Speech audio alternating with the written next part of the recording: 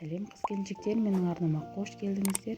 Бүгін сіздермен бірге өте пайдалы болған және де дәмі өте керемет болып шығатын қайнатпалы сорпа жасайтын боламыз.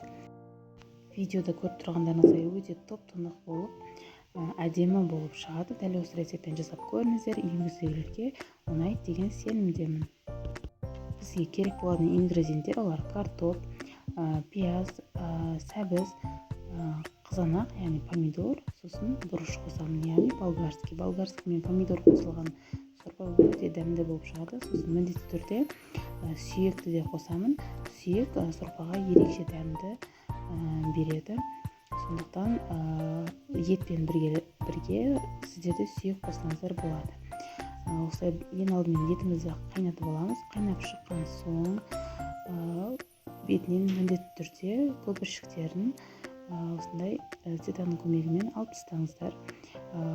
Көпіршіктерін алғандарыңызға байланысты, яғни сорпаңыз топ-тұнық әдемі болып шығатын болады.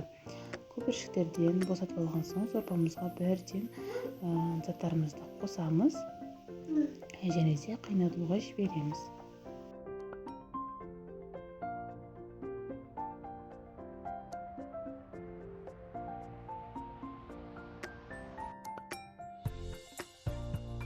Неге сорпамыз қайнап шықты.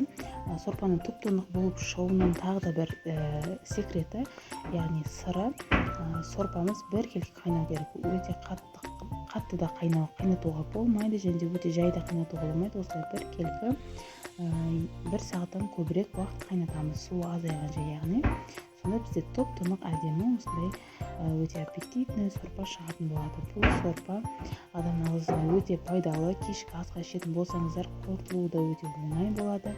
Диеталық тағам түріне де жатады қайнатпалы сорпа. Яғни ота жасалған адамдарға және де кәрі кісілерге өте ұнамды және де асқазандарына өте жағымды тамақ болып келеді. Міндетті түрде осы рецептпен дайындап көріңіздер.